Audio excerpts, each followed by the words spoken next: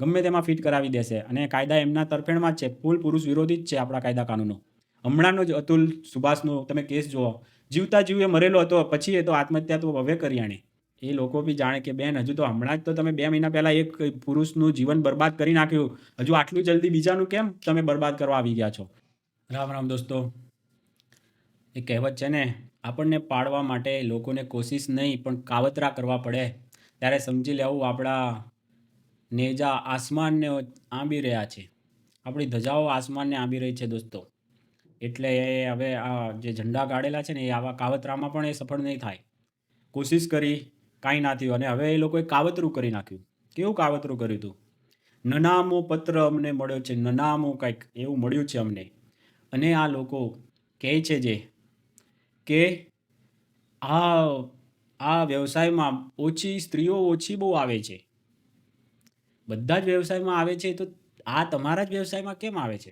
આની ઉપર મેં થોડો વિચાર કર્યો, કેમ આવું થાય છે? કારણ કે કોઈ પણ અત્યારે કલ્પના ચાવલાથી લઈને અંતરિક્ષ સુધી મહિલાઓ પહોંચે છે, એવું કાંઈ છે જ નહીં. હવે એવું કાંઈ રહ્યું જ નથી કે કોઈ જગ્યાએ કોઈ ના જતા હોય.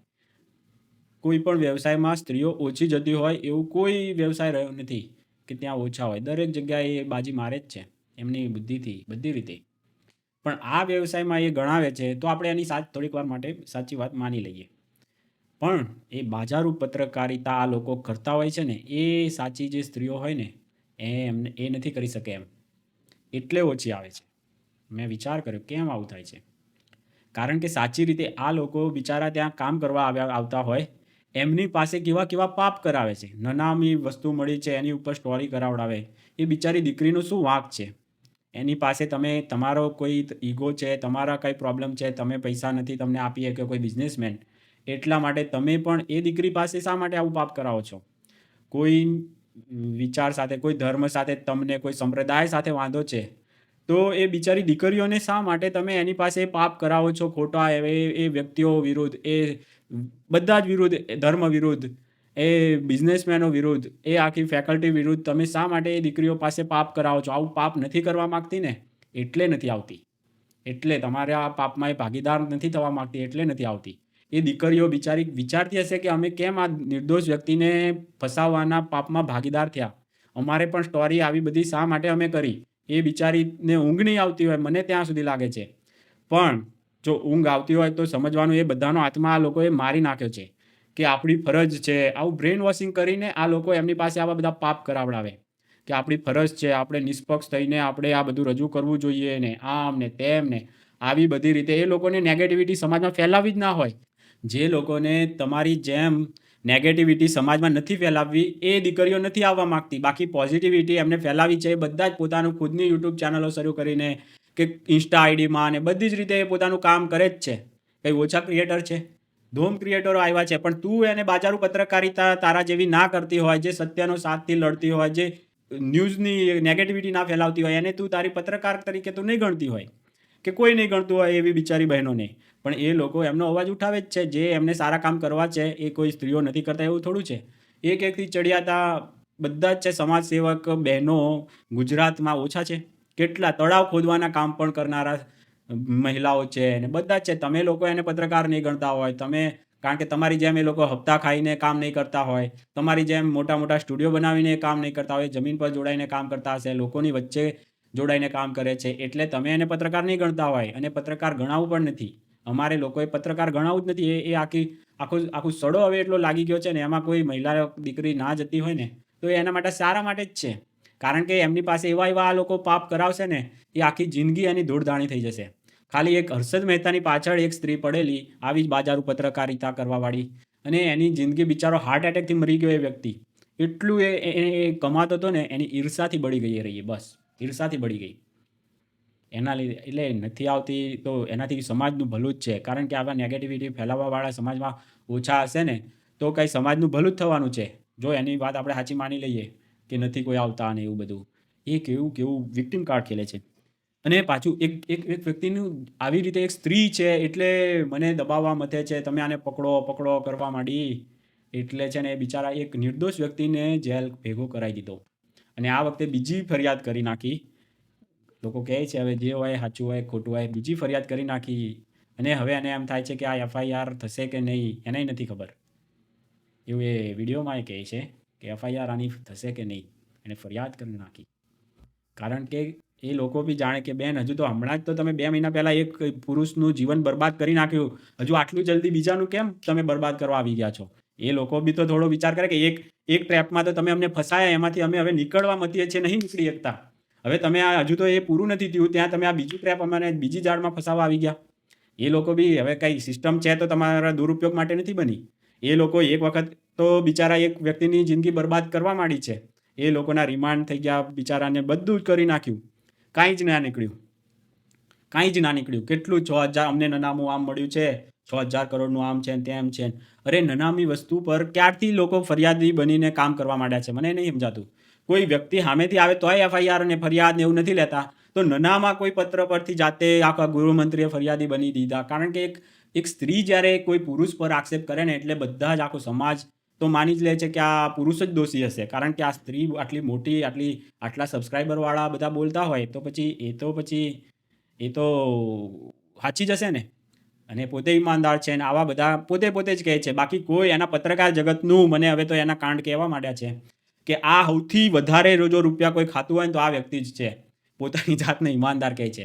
અને ચાલો એ પત્રકારો બધા ખોટા છે એમ માની લઈએ. ચાલો એક રિયાલિટી જોઈએ. બહુ મોટો પત્રકાર રવીશ કુમાર, બહુ મોટો ઈમાનદાર, પાછો ઈમાનદાર, જે પોતાની જાતને નથી કહેતો પણ એ છે ઈમાનદાર. મારે એને કહેવું છે ઈમાનદાર છે એમ હું માની લઉં. તો એ વ્યક્તિ આવ્યો રિઝાઇન કરીને NDTVમાંથી અને આવ્યો યુટ્યુબમાં. એ વ્યક્તિનો તમે સ્ટુડિયો જોજો. આ 1 વર્ષથી એના મિલિયન્સમાં સબસ્ક્રાઈબર છે, મિલિયન્સમાં. એ વ્યક્તિ ઘરમાંથી જ ચલાવે છે અને 3 થી 4 જણાથી વધારે એને કોઈ પણ ના રાખી શકે. કારણ કે એટલી બધી પણ યુટ્યુબની કમાણી નથી કે તમે 5-10 જણાનો સ્ટાફ રાખી શકો, કરોડો રૂપિયાનો સ્ટુડિયો રાખી શકો. એમાં ઇન્ટિરિયર જ 45 લાખનું, ઇન્ટિરિયર ખાલી 45 લાખનું બનાવી શકો.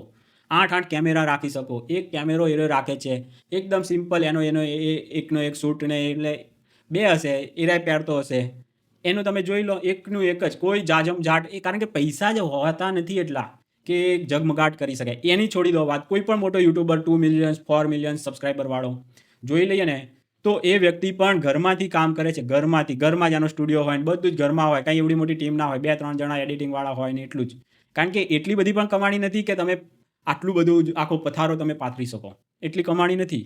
એક જણાનું વ્યવસ્થિત જીવન થઈ શકે પણ એનાથી પછી 10 જણાનું ને એનો આખો પથારો ને એવું બધું ના થઈ શકે. એ તમારે છે ને ઇન્કમ પછી બીજા સ્ત્રોત હોય, ખોટા બ્લેકમેલિંગના, બેઈમાનીના. ભલે પોતાને ઈમાનદાર કહેવામાં તો બધા કે હું પણ કહું ઈમાનદાર છું, પણ લોકોને શું દેખાય છે આ ઈમાનદાર છે? દેખાય છે? એ વ્યક્તિએ પછી નોટિસ ફટકારી. કારણ કે એના વિરુદ્ધ ખોટું કોઈ વ્યક્તિ પણ સહન ના કરે એટલે આને તો હવે પાછળ પડાય એવું નહોતું. કારણ કે હવે તો એને ખબર છે હું સ્ત્રી છું એટલે બધું જ એના કાયદા બધા જ એના તરફેણમાં છે. જીવતા જીવ મારી નાખે, કાયદાની હરોળમાં નાખી દો ને. આ જીવતા જીવ મારી નાખ્યો આ વ્યક્તિએ જીવતા જીવ. કારણ કે આ પુરુષ હતો ને એટલા માટે. ને આવું પહેલી વાર નથી થયું. હમણાંનો જ અતુલ સુભાષનો તમે કેસ જુઓ. જીવતા જીવ એ મરેલો હતો, પછી એ તો આત્મહત્યા તો હવે કરી આણે, પણ એને જીવતા જીવ મારી જ નાખે તો પહેલેથી જ એને દોષી બનાવી જ નાખે. તો એણે બધાના નામ લખ્યા છે, બધાના લખ્યા છે એણે નામ, જે પણ હતા બધાના. બિચારાને આત્મહત્યા કરીને મરવું, એ જીવતે જીવતો ક્યારનો મારી નાખે તો એને.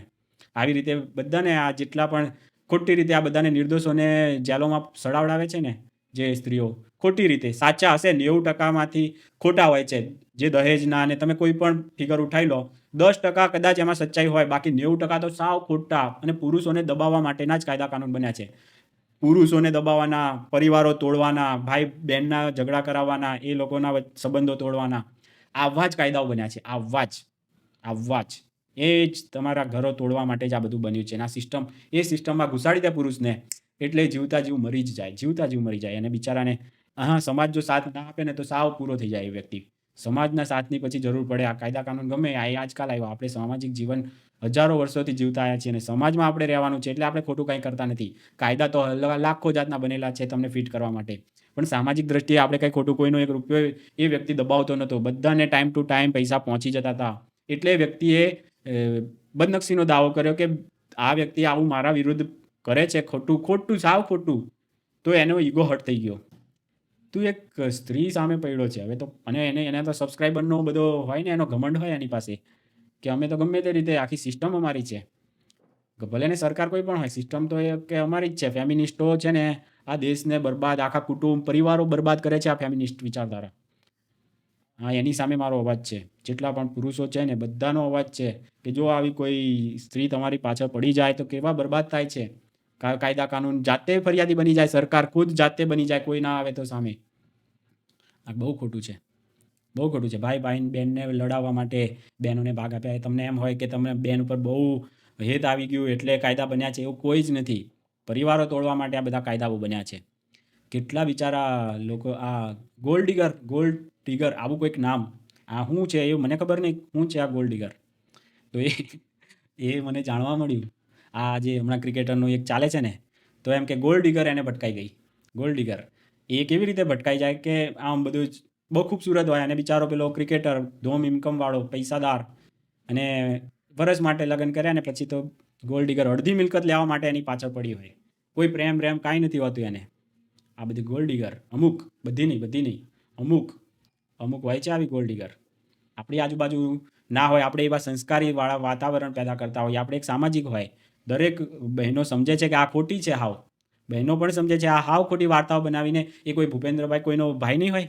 હશે જ, બધા કેટલી એની બહેનો હશે. અને એ ભાઈઓથી નોખા કર્યા એને, અને હવે સ્ત્રી તરીકેના વિક્ટિમ કાર્ડ ખેલે. કેવી સ્ટોરીઓ ઘડે, પોતે જાતે જ કેવી સ્ટોરીઓ ઘડે. મને નગ્ન જોવા ઈચ્છે છે.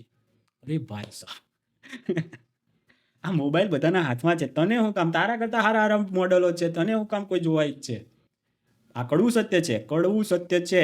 હું કહી દેવાનો છું કે મોબાઈલમાં કોઈને આ પાછળ એને જોવાની, એની પાછળ પડવાની કંઈ જરૂર જ નથી. મોબાઈલ છે, પણ આ લોકોને એવી આમ હવા બનાવે જાણે કે મોટી મિસ વર્લ્ડ છે, અને એની પાછળ છોકરાઓ આવી રીતે પુરુષ છે એટલે. અરે ભાઈ સાહેબ, હવે મારે કહેવું છે, તું સ્ત્રી છે એટલે બિચારાને કેમ ફસાયો તે?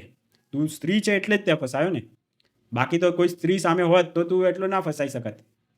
પણ એક પુરુષ હતો એટલે તને ખબર છે કે સમાજ પણ મારી વાત માનશે, લોકોની નહીં. સમાજ શું, સિસ્ટમ આખી મારી વાત માનશે, એની નહીં માને. 6,000 કરોડ એમાંનું કાંઈ, મેં ખાલી એટલા સવાલ પૂછ્યા, એમાં તો ફરિયાદો મારી ચેનલ પર. વાહ ભાઈ વાહ. મેં ખાલી એ વિક્ટિમ કાર્ડ ખેલવામાં એક પણ એ સવાલના જવાબ નથી આપ્યા કે 6,000 કરોડ ક્યાંથી લાવ્યા હતા, અને એના હજુ સુધી કાંઈ ના મળ્યું તો તમે શું કામ એને બધો કૌભાંડી મહાઠગ ચિતરી નાખેલો હતો.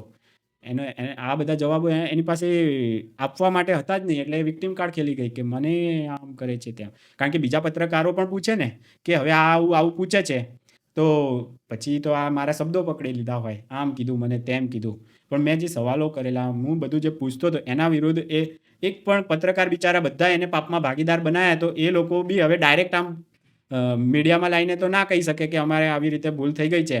પણ એ હવે તમને તો પૂછે ને કે આવું બધું કોઈ બોલે છે તો હવે તમે તો પછી શું કરશો? એટલે એને પછી કાંઈક તો કરવું ને. તો મને આમ કીધું, તેમ કીધું, ને અમને આમ ગણિકા કહે છે, ફલાણું કહે છે, જાતનું. મેં ગણિતકાર રુદન એક શબ્દ વાપરેલો, એ તો વિધવા વિલાપ આ સારો ના કહેવાય, વિધવાઓનું અપમાન કહેવાય. એટલે ગણિકા રુદન એવો શબ્દ મેં વાપરેલો હતો. કારણ કે મને એક ભાઈએ કીધું હતું કે આપણે વિધવા વિલાપ આવું ના વાપરવો જોઈએ. એટલે હું હંમેશા હવે ગણિકા રુદન એવી રીતે, ગણિકા છાતી પીટીને ખોટી રીતે કોઈને એવું આક્રંદ કરે કે સામે પુરુષને બેઇજ્જત કરી નાખે, એને દોષી બનાવી જ નાખે. એના રુદનથી જ લોકો માની લે કે આ દોષી હશે. અને આ એક સતી સાવિત્રી આવું માની લે છે. આ છે હવે સમાજની નબળાઈ છે. એ છે ને સ્ત્રીના આંસુ સામે એ પુરુષો પછી વાત એમાં પીગળી જાય છે મગરમચ્છના આંસુઓ સામે. દિલને છે ને કઠોર થોડુંક બનાવતા હવે શીખવું પડશે પુરુષોએ પણ, નહીંતર તો તમારો આ છે ને શિકાર કરી નાખશે, ગમે તેમાં ફિટ કરાવી દેશે. અને કાયદા એમના તરફેણમાં જ છે, ફૂલ પુરુષ વિરોધી જ છે આપણા કાયદા કાનૂનો. સમાજ પણ જો સ્વીકારી લેતા હોય કે આના આંસુ સાચા, પછી તો કાયદા એના તરફેણમાં બનાવી દીધા છે આ લોકોએ ખોટા આંસુ વહાવીને. દહેજ જેવું હવે કાંઈ રહ્યું જ નથી, છતાં પણ એવા ખોટા કાનૂનો અત્યારે છે. ખોટા કાનૂન, પતંગ માટે લાયસન્સ લેવું પડે, પતંગ ચગાવવા માટે લાયસન્સ લેવું પડે ભાઈ. પતંગ ચગાવવા માટે લાયસન્સ આ છે. કાયદા પ્રમાણે જો તમે પતંગ ચગાવો ને તો તમારે લાયસન્સ લેવું પડે, નહીંતર 10 લાખ રૂપિયા દંડ થાય, 2 વર્ષની સજા કરે.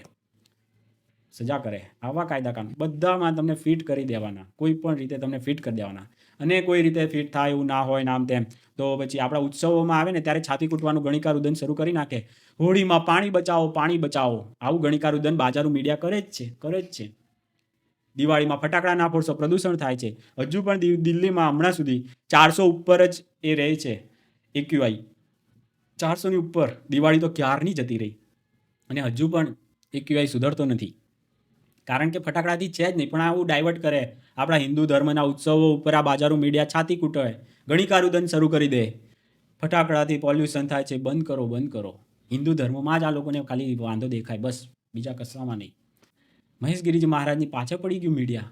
એ બિચારો સાચો માણસ, કેટલો અદ્ભુત વ્યક્તિત્વ ધરાવતો વ્યક્તિ, એની પાછળ પડી ગયું સાવ આદુ ખાઈને. આવી રીતે સોપારી લે. બિઝનેસમેનોની સોપારી ના મળે તો એ બદનામ કરે ને સોપારી મળી જાય તો ચૂપ રહે. એટલે એ બંને રીતે કમાઈ લે કે આને આ ડાયરેક્ટ નહીં આપે તો બીજી રીતે વિડીયા બનાવીને કમાઈ લઈશું. એટલે બંને રીતે બિઝનેસમેનોની ને બધાની આવી જ રીતની આની મોડસ એમ્પ્રેન્ટરી છે આ લોકોની. અને એની સામે અવાજ ઉઠાવ્યો એટલે ફરિયાદો કરવાની. વાહ, કરો ફરિયાદ, કરો ફરિયાદ, હજારો ફરિયાદ કરો.